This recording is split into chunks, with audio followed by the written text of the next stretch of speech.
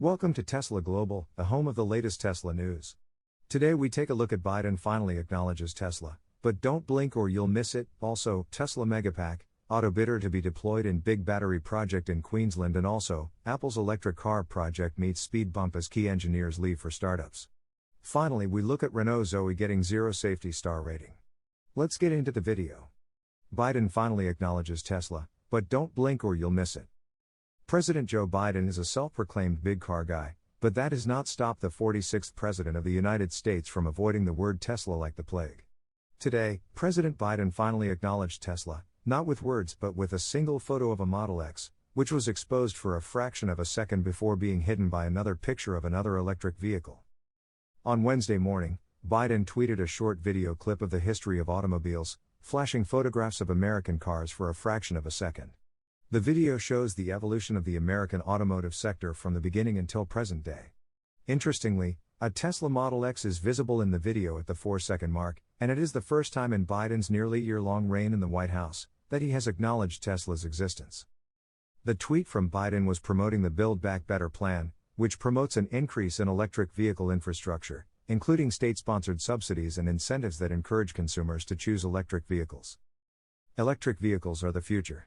With my Build Back Better Act and bipartisan infrastructure law, we're going to create jobs, boost manufacturing here in the U.S., and create consumer rebates for folks to buy American-made, union-made electric vehicles, Biden's tweet said. The tweet comes as a surprise to many Tesla enthusiasts and electric vehicle supporters, who are more than willing to admit that traditional OEMs and legacy automakers are only building EVs because of Tesla's influence on the market. Despite this, Biden and the entire administration have failed to acknowledge Tesla in any capacity, instead giving credit to General Motors and its CEO Mary Barra. It is fair to believe that Tesla does deserve more credit from President Biden than he has given. Biden has focused on companies that operate union facilities, and according to the Build Back Better plan, which has passed the House of Representatives and is in the Senate, will offer more money in its incentive program for vehicles built at union facilities. Tesla does not operate a union at its U.S. production facility in Fremont, California, and CEO Elon Musk has spoken openly in the past about his distaste for the union model. Earlier this year, Musk was ordered to delete a 2018 tweet that talked about unionization at its Fremont factory, according to a motion from the NLRB. The tweet is still published. Tesla Megapack, auto bidder to be deployed in big battery project in Queensland. GenX Power has executed a revenue deal agreement with Tesla. According to the deal, GenX Power will use the autobidder platform for the Bouldercombe Battery Project, BBP, in Queensland, Australia.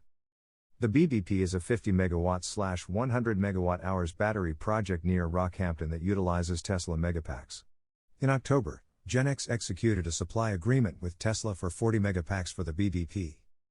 The autobidder offtake agreement is with Tesla Motors Australia Proprietary Limited. GenX Power entered into the deal to gain the minimum level of contracted revenues necessary to finance the project and retain the ability to capture revenue upside beyond a fixed guaranteed amount.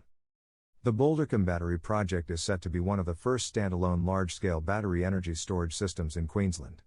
The unique integration of Tesla's Megapack battery technology and a revenue-sharing arrangement utilizing autobidder will reduce the complexity of the project. Importantly, the structure of the agreement provides a minimum level of contracted revenues to support project funding, while allowing GenX to retain significant merchant upside, James Harding, GenX CEO, said.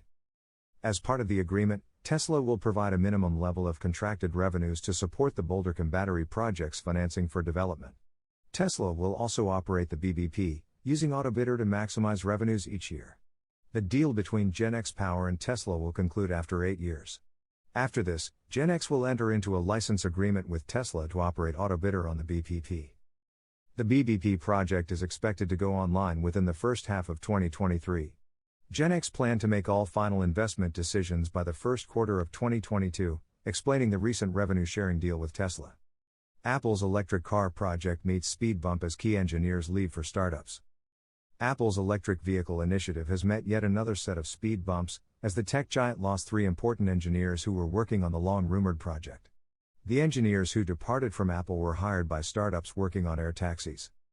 The engineers include Eric Rogers, who was Apple's chief engineer for radar systems.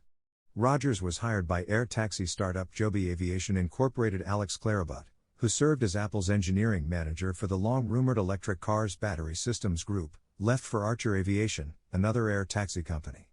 Steven Spiteri, who worked as a hardware engineering manager at Apple, joined Clarabut on Archer. Both Joby Aviation Incorporated and Archer Aviation have confirmed the appointments of the former Apple engineers.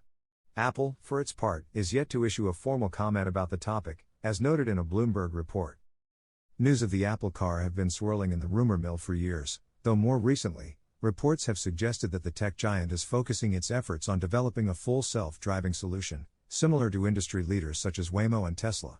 Reports from Asia back in September also emerged suggesting that Apple was already looking to partner with traditional automakers and other vehicle suppliers as part of its efforts to bring its first EV to market by 2024.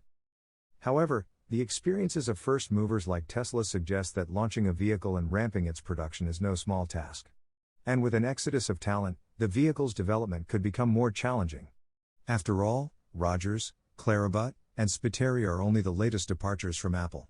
6 Apple car management team members left this year, including Doug Field, who was heading the project. Other members of the team have joined EV companies such as Rivian as well. Inasmuch as Apple is losing some of its key personnel and its electric vehicle program, the company is also aggressively hiring new talent. This year alone, Apple successfully hired a number of key talents, from Erlich Krantz, who previously led Canoe, a self-driving car startup, and CJ Moore, who previously worked at Tesla as a self-driving software director. Renault Zoe received 0 stars after latest round of Euro NCAP safety tests. The European New Car Assessment Program, Euro NCAP, recently gave the Renault Zoe a startling 0 stars in its latest round of safety tests. The French automaker Zoe has been a popular electric vehicle in Europe throughout the years. As per the Euro NCAP's report, released in December 2021, the Renault Zoe received low scores across the board in categories including adult occupant, child occupant, vulnerable road users, and safety assist. The electric vehicle's highest score was 52% in the child occupant category, where it received 25.9 points in total. The Euro NCAP commented that the frontal offset test on a 10-year dummy indicated the Zoe provided poor protection around the neck while the head and chest were marginally protected. The breakdown for the Zoe's child occupant scores is listed below. 13.3 out of 24 points for crash test performance based on 6 and 10-year-old children. 5.0 out of 13 points for safety features. 7.7 out of 12 points for CRS installation check. The Zoe scored the lowest in safety assist, receiving only 14% and a total of 2.2 points. The Euro NCAP noted that the car's seatbelt reminder system was standard for all seats, but it lacked a fatigue detection system. Lane assistance and the Zoe's EB system were optional and not included in the Euro NCAP's assessment. The Zoe's safety assist score was broken down into 4 categories, as seen below. 1.2 out of 3 points in speed assistance. 1.0 out of 3 points in occupant status monitoring. 0 points in lane support. 0 points in EB car-to-car. Renault said in a statement that the Zoe was a safe vehicle that met regulatory safety standards. These standards are constantly evolving and are becoming more and more strict in all areas, especially in terms of security, Renault stated.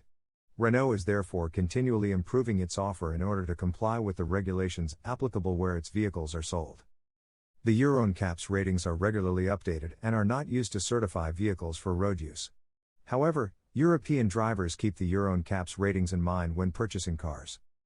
As the advent of self-driving vehicles gets closer, it does seem that agencies like the Euro NCAP are getting stricter with safety ratings. As car technology advances, the way people evaluate vehicles and agencies needs to keep up with the times, along with manufacturers. Renault was once synonymous with safety, said Michiel van Rotingen, the Euro NCAP Secretary General. But these disappointing results for the Zoe and the Dacia Spring show that safety has now become collateral damage in the group's transition to electric cars. In his statement, Rotingen referred to another Renault electric vehicle, the Dacia Spring model, which also received poor safety ratings. Although the Dacia Spring did slightly better, receiving a 1-star safety score in Euro NCAP tests. If you enjoyed the video, then please leave a like, and if you are new, why not subscribe?